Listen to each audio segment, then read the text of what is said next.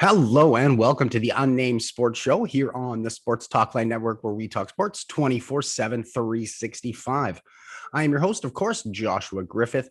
Here on episode 43, we're going to get you caught up in what's happening in the NFL offseason. So as you can see, once again, this week, I am joined right off the hop by my guest, Stephen Vanover, NFL senior writer for Sports Talk Line. Stephen, how are you doing today? Doing fantastic. Getting to come on your show and talk football. What is not to like? I'm excited. Let's go. I mean, come on, off season.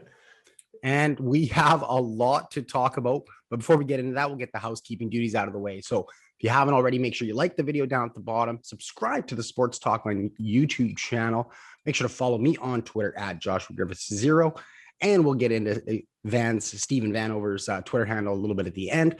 But now that we have that out of the way, let's talk NFL. And we have some big news from the NFL as the Dallas Cowboys finally gave Dak Prescott that big contract that he deserved.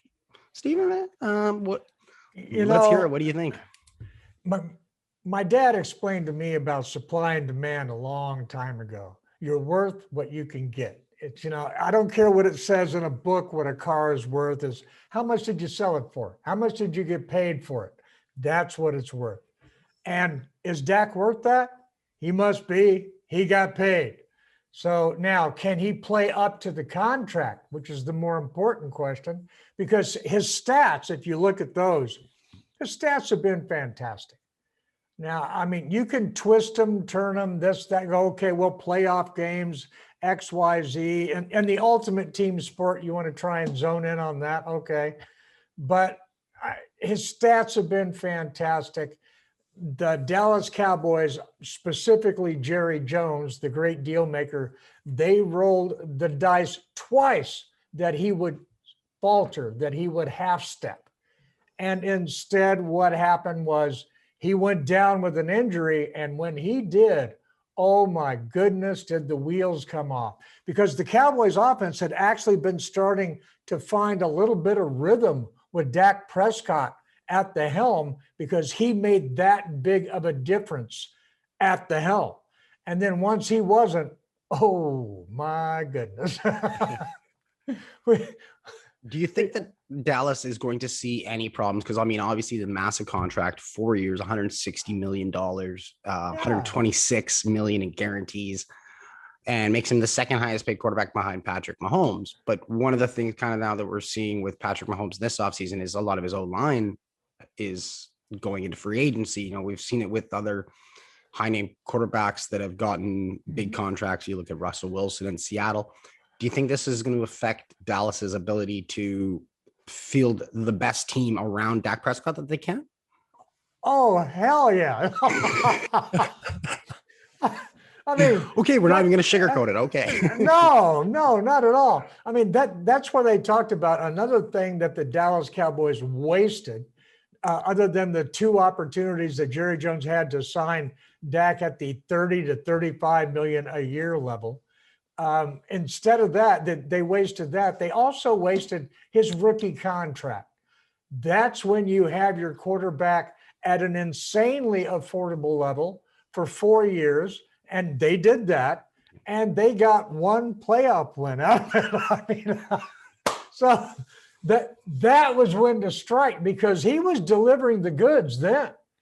I mean, he was playing better than the average quarterback then. They just were a dysfunctional team then, and I said were. So, Stephen, I'm glad that you brought up the quarterback's rookie contracts, because so many times in the NFL and in the last 10, 15 years, if it hasn't been Tom Brady winning it, it's been a team that's been able to surround a young rookie quarterback who's on a very team-friendly contract with great players.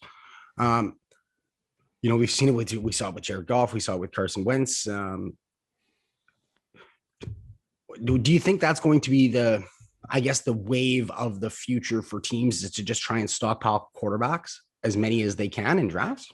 It started with there's several GMs that made it popular to always draft a QB every year, keep one in the pipeline and get them ready, and either trade them away or trade, passing of the guard, so to speak.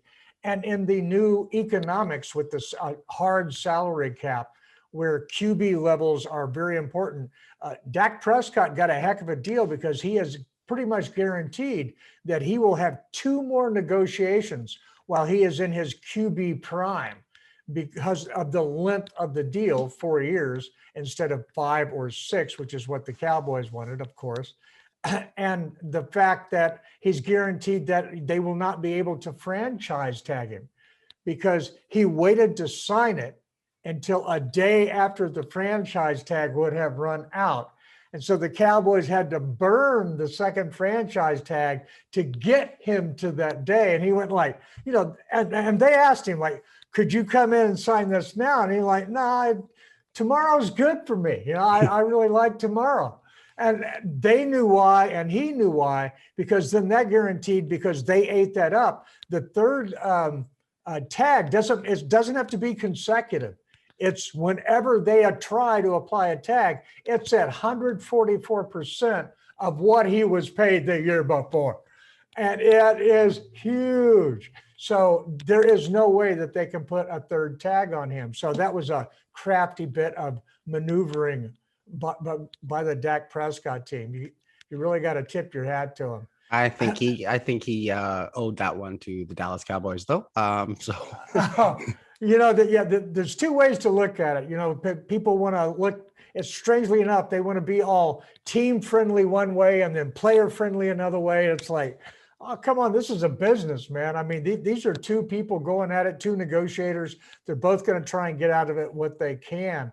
Now it's up to the Cowboys to surround their centerpiece with talent. You do that through the NFL draft. And this signing here totally affects the NFL draft because were the Cowboys going to be able to, or they're going to have to eat that franchise tag again and then maybe be in play at QB for the reasons we just talked about.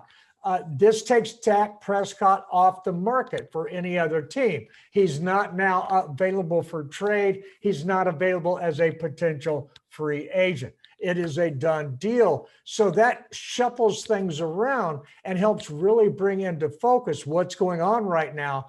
The NFL draft is coming up. It starts Thursday, April 29th, goes through Saturday, May 1st. There is 7 beautiful rounds of this bad boy. And, of course, we're going to be there for it all. I was going to say, we should be covering that with a show, I would imagine. So. Oh, yeah, definitely. Live covering the first round on and on. And in between now and then, of course, we're producing these NFL draft cards on players of note. And things, and it's really exciting. And getting our top 10 or big board out. And how many QBs do you have in your top 10? I have 4 in my top 10. I guess you know what? Was going to get to some more of the QB carousel stuff, but since you brought it up, and I know you're so keen on talking about the NFL draft, so let's get right into the NFL draft then. Okay, I have 4 QBs in my top 10. I mean, looking at the teams that are any of them from Alabama? None of them are from Alabama. Unfortunately, Mac Jones, I think he is in a very good quarterback field this year. He is the 5th out of 5. So obviously we have Jacksonville with the 1st overall pick. Urban Meyer. It's Trevor Lawrence, isn't it? Definitely, maybe. Without a doubt, definitely, maybe. We have, there has been some reports coming out that Urban Meyer has been heavily weighing his options at QB for the draft, which, obviously he should be. Trevor Lawrence is coming off a shoulder surgery off his non-throwing arm, so it shouldn't affect anything. But it's just interesting to see the way that Jacksonville is going about their 1st overall pick this year, because normally it's such this is the QB that's going. Yeah, at a certain point, if you're not going to trade the pick, which is why you would want to keep things close to the vest, like, okay, maybe there's a trade, maybe somebody wants to offer me something. If that's not happening, go ahead and do it. Sign it. Get it done. You don't have to wait unless, of course, the NFL, which is the reported reason, has told them, hey, we don't want anybody knowing for sure who you're picking, so just don't say. And that's fine, but no, it's Trevor Lawrence. So there is that. Could it be someone different? Yes, this is the NFL draft. Anything is possible, but no, that is not probable. It's going to be Trevor Lawrence. You mentioned a team maybe trading out of their first round pick. Do you see any of the top 5 first round picks, the Jets, Dolphins, Falcons, or Bengals making a move? The Jets are historically inept, shall we say, is a polite way of putting it. So they would possibly, after alienating their current QB and being in perfect position to take a QB, could I see them trading out and missing out on the top QBs altogether?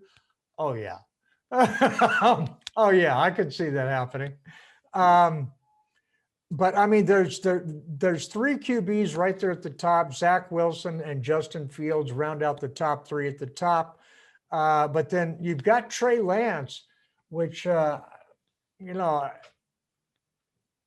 how far down is he down that list? Some people put him up there and say, he's a better option than Justin Fields.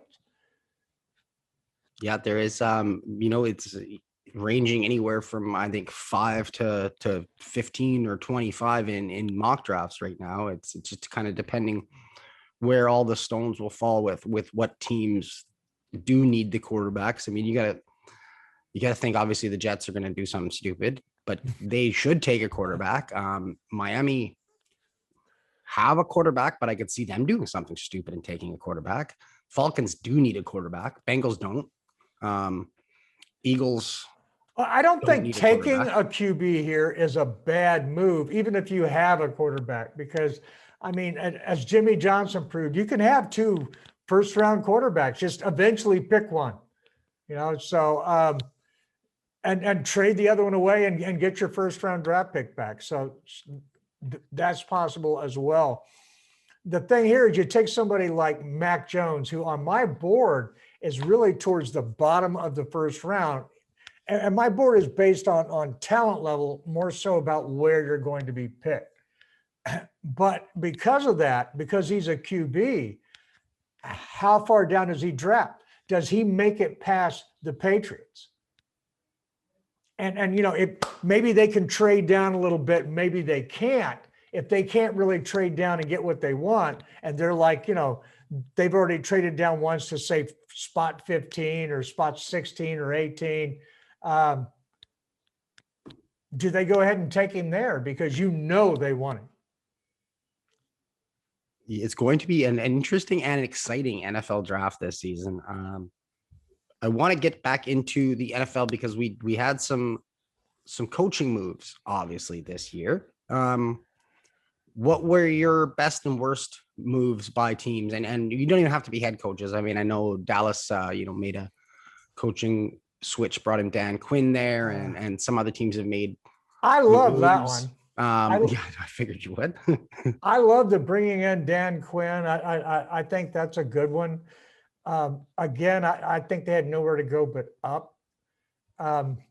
In that regard, I wish they would have maybe made him head coach.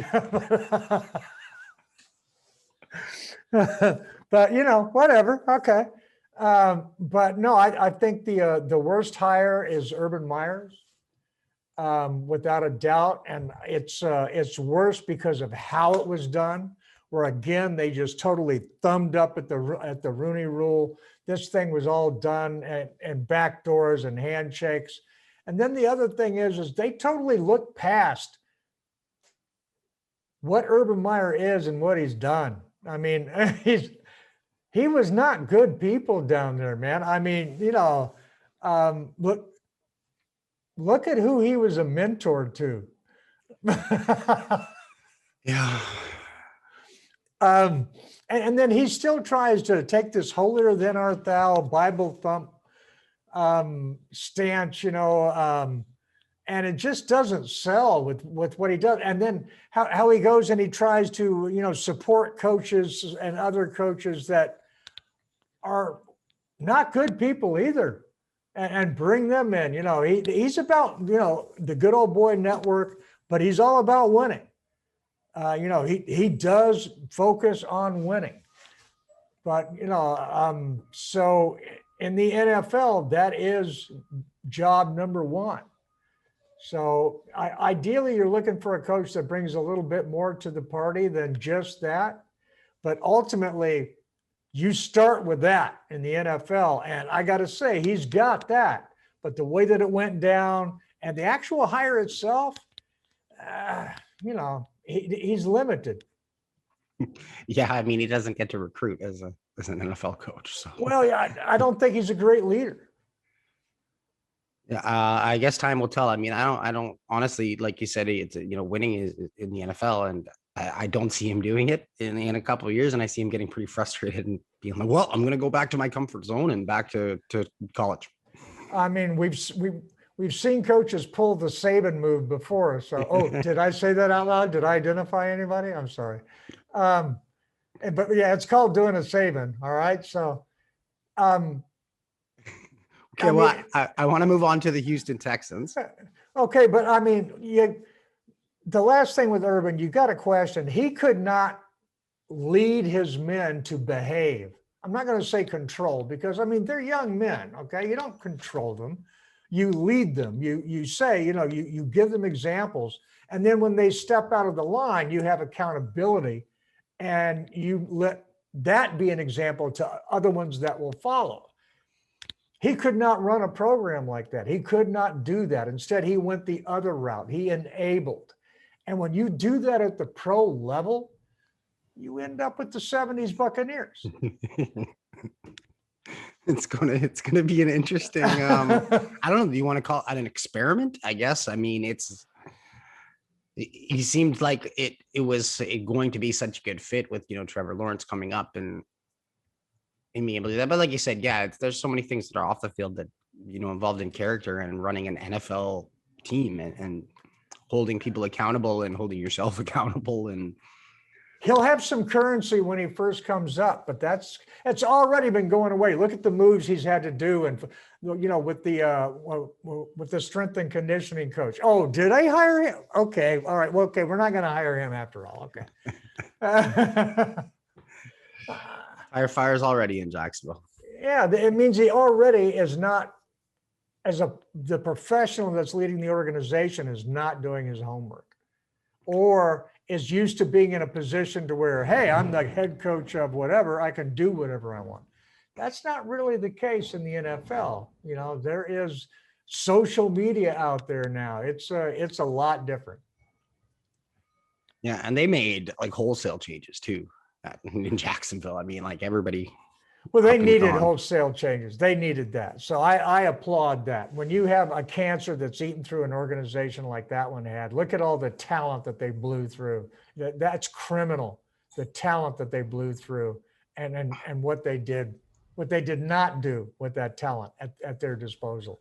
Coaches and front office need to be held accountable when something like that happens. And I'm glad that they were. No, it was only just years back that Jacksonville was in the AFC Championship game. And we're picked, to be like, a year or two, you're going to be Super Bowl, boom, boom, boom. Not exactly. Well, some of them did go, I understand. Yeah, to other teams, yeah. Okay, so yeah, like I mentioned, I wanted to bring up the Houston Texans. There's, since we're talking tire fires, they released J.J. Watt, brought on David Culley as the head coach, and apparently still in talks with Deshaun Watson about him being the Texans starting quarterback. I think there was some comments today made by him that he's our starting quarterback today, and that's how we're moving forward. Is Deshaun Watson, is there any way that he's in a Texans jersey to start the season? I'm just surprised they didn't go ahead and hire Les Miles. I mean, why not? Why not just put the plunger in and just pull it all back up? What a cluster, man.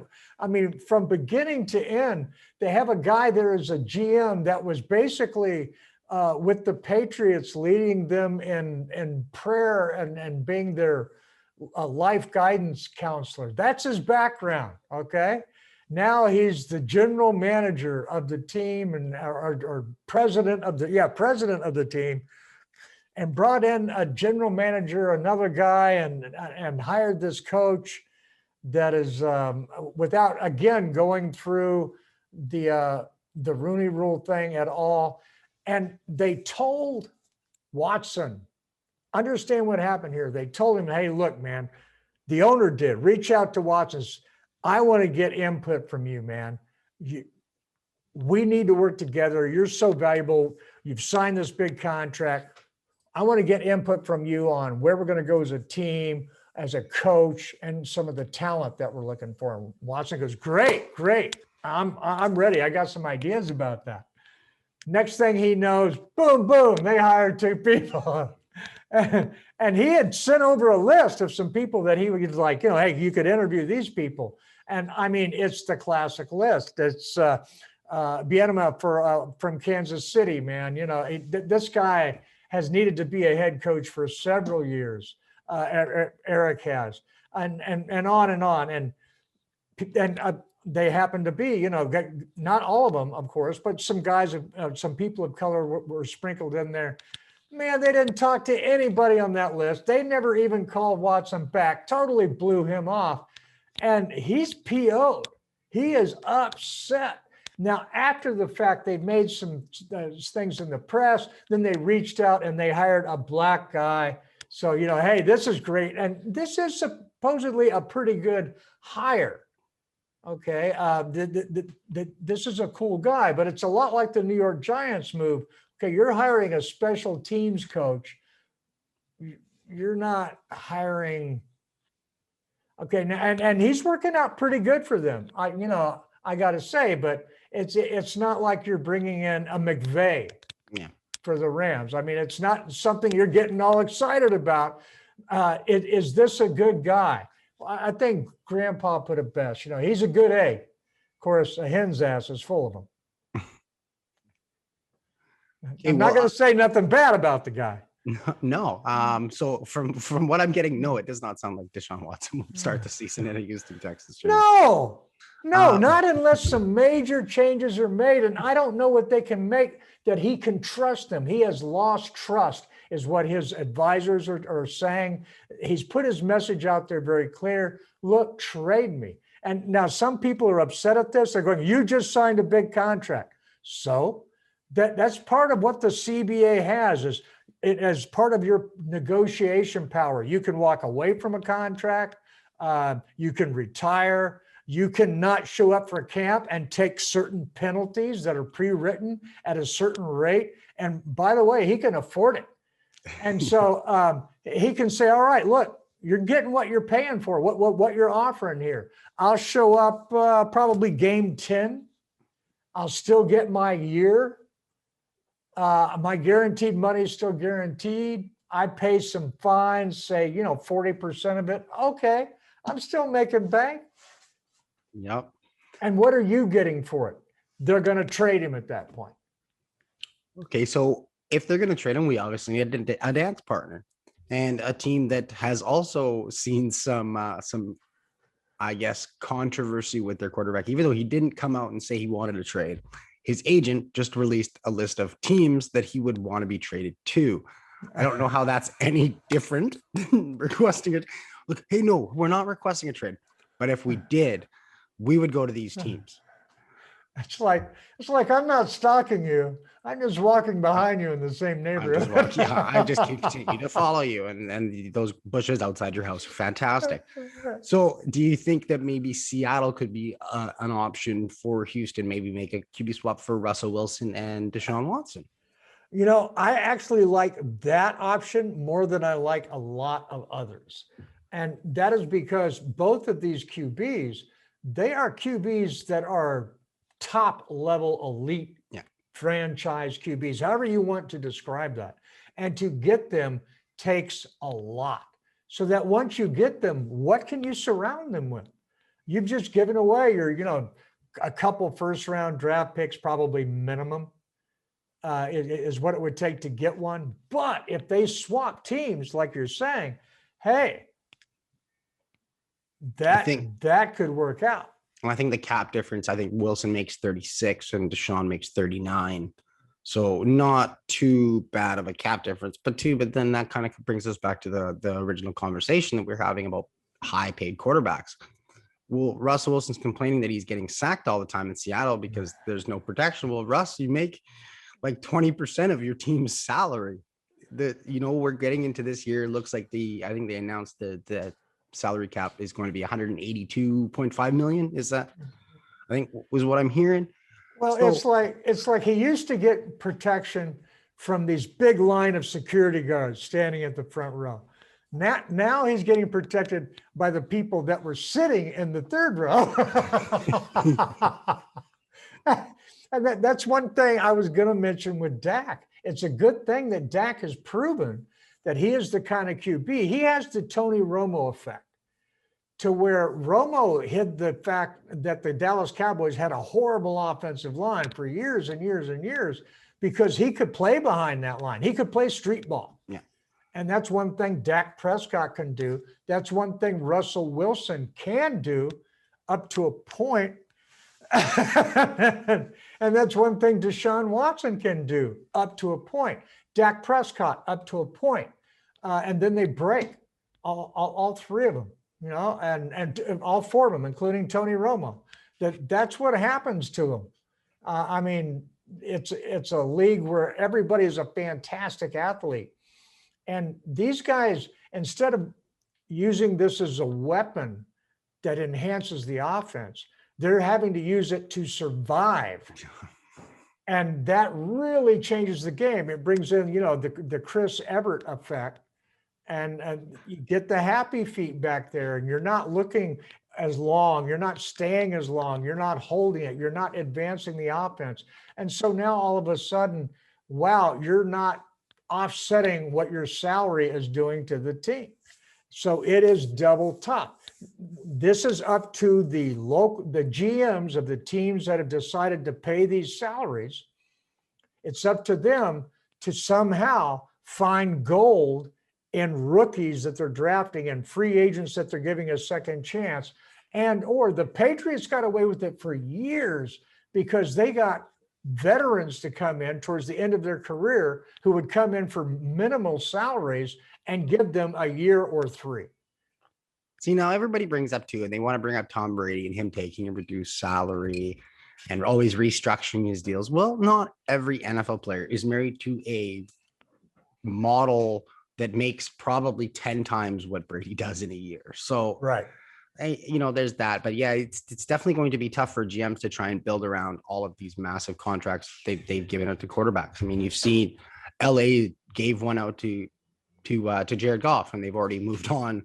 Correct. Because they didn't think that could work for them. So, it's going to be interesting. And then, like you said, the draft and supplementing the team with cheap young pieces is going to be important for teams.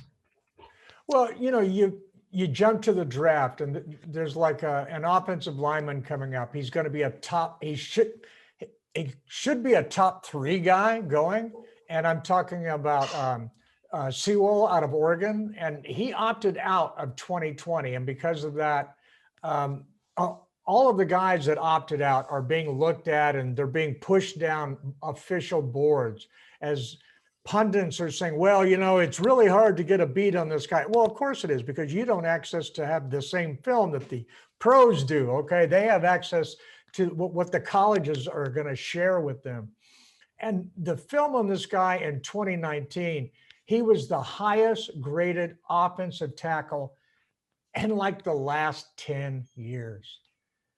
He is incredible. He pancakes everybody. He's built like an oversized tight end. He is just a man among boys. He can get to the second level. You take some guys like this, and you're a team that is a Seattle Seahawks, and you draft a guy like this. You put him around your QB, be he Deshaun Watson, be he whatever, then now all of a sudden you've got something. What they've done in Seattle and what they were doing in Texas is they were saying, I'm going to let my QB be my offensive line's extra 2.4 seconds enabled my plays to develop so that we can get downfield. And it worked for a while when the offensive line was able to give him like 2.5 to 3 seconds. But now all of a sudden his offensive line is only giving him like 2 seconds. And it's like, man, come on. I mean, you got to give me, that extra half second makes a big difference. Yeah, the play comes into the huddle like, oh, okay, just scramble and run around for my life. Okay, just like every other play. Fran Tarkenton, who really is the guy that most look at and go, wow, that's the beginning of the scrambling QB as a weapon. And he was with the Minnesota Vikings. And they asked him, how did you develop this scrambling style? Because he didn't do it in college. And he said, oh, no, I did it because we had lookout blockers. After they missed their block, they turn around and yell, look out. He said, so I knew they were coming at least, Well, at least he got a little bit of a heads up. So, yeah. And so he said he literally was scrambling for his life and to stay alive back there. And he knew that the offensive line told him sometimes before a play, like, hey, this guy's a lot better than me, man. He's going to blow right by me, And he's like, okay, So I had to come up. He said he had to come up with something else, and that's what he came up with. So that's great. So I know that doing a lot of work on the draft with the NFL draft cards. So just why don't you let everybody know a little bit more about that? And the cards. Yes. Their web stories were put up so that you can go and you can look and get a lot of information on a particular player. Like Mac Jones, it'll have some information, maybe some highlights on him, and then a quick breakdown of 6'2", 217 pounds, 32.5-inch arms, 9 3/4-inch hands. So, and then a quick note on his skill notes, his skill set, calm yet decisive, student of the game, et cetera, et cetera. Then the player projection, when we think he's going to get drafted, and him in the first round, he's a pocket QB. Then we have a bunch of information on his college stats from the 2020 season, 406 attempts, 311 completions, his average, his yardage per attempts and all that. And then if you bounce over to the next card, we've got like his social media stuff, his Twitter handle, his Instagram handle, his TikTok. You can just click right there. It'll take you right to him. You don't have to wonder where it is. And then we have some links to some other cards and rankings and information that comes with that. A lot of information if you're looking for it on a particular player, a position, or something like that. We're going to be having all of the QBs together that you can just bounce from QB to QB and get caught up on what you're looking at on these players as the draft comes up, which, hey, man, it is getting close, isn't it? Yes, it will creep up on us very, very quickly. And Sports Talk Line is going to have all of this draft stuff ramped up for you as well as we get closer and closer to the day. Oh, yeah. And there's so many players to keep an eye on. That I think are going to do really well. Players that did really well in camp that we know about that a lot of people aren't catching a lot of buzz. Wide receivers, there's a lot of really good wide receivers in this draft. But one that really caught my eye and is not catching a lot of other guys' eyes because of his height, 5'10", only 180 pounds, is Cade Johnson. Now, this guy is like incredible, man. He's out of South Dakota State. And he is a jackrabbit. When you look at his grades and what happened in the Senior Bowl, other wide receivers did well. They'll have a grade of 6, maybe a grade of 3 or 4 and stuff like that, because before they would go up against, whoever that they were playing. But here they're going up against the best defensive backs in the country in the Senior Bowl. They're going up against them rep after rep all week long in practice and then during the game. Okay. Cade Johnson got a rating of 9, which is like 6 points higher than anybody else in camp. Not one of these defensive backs, not one of them could stay up with this guy's quicks. He's just too damn quick. And he's got the route running ability. He's got the hands. This guy can do it all. Now, is he going to be like, the next Randy Moss? No, there's only one Randy Moss. Just get out of here. We're not talking about that. But, I mean, you're talking about a guy that could be somewhere in between Cole Beasley to Tyreek Hill. Somewhere in there. That's a useful guy in That's the a NFL. pretty valuable piece. Yeah, that's So this guy's not ranked number one, not even in the top 5. But when you look at what he was doing against the best talent at his level that it had to offer, nobody could touch him. Nobody. That works in the NFL. And that is the kind of coverage on draft prospects you were going to get from Sports Talkline as we get forward to it. So, Stephen Vanover, thank you very much for joining me today to chat some NFL, break down the direct Dak Prescott contract and more. Obviously, you're working on these cards. Anything else that you have coming up for Sports Talkline that we should be looking for? NFL draft, NFL draft, NFL draft. That is it. I mean, all the way. Though I got to say, I actually looking at the Major League Baseball spring training, and it has been exciting. We've been getting some clips on the spring training games, seeing some. We've already been seeing some grand slams. We've also been, spring training pitching, man. If you haven't watched it, I mean, oh man, these batters are getting hammered. I mean, because these guys don't have the best control sometimes, man. They don't know where that ball's gone. They really don't know. Yeah, what did I see? I think it was last week. There was one of the pitch just skied it right over everybody. It's like, okay, everyone's still shaking off rust a little bit here. And all right. In spring training. Pitch.